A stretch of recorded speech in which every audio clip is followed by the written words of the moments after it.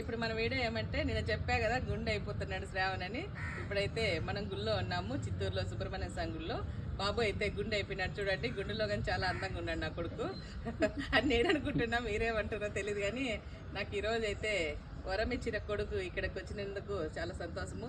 నాకు 9 సంవత్సరాల పిల్లలు లేరని చెప్పినా కదా, ఇక్కడికి రాని ఇంకా ఇక్కడ ముక్కుబడి చేయని ఇంకా నాకు బాబు కడుపున్నాడు అనమాట. అందుకని నాకు ఈ గుడి అన్నా ఈ ఊరన్నా నాకు చాలా ఇష్టం అనమాట. నేను ప్రతి సంవత్సరము చిత్తూరుకి అయితే సుబ్రహ్మణ్య స్వామి గుడికి ప్రతి సంవత్సరం వచ్చేదాన్ని. బాబు అయితే రాలేదు, ఎందుకంటే బాబుకు స్కూలు అన్ని కాలేజు అట్లున్నాడు కాబట్టి రాలేకపోయినాడు. నేనైతే ప్రతి సంవత్సరం వచ్చి బర్త్డేకి ఇక్కడ పూజకి అయితే ఇస్తున్నదాన్ని.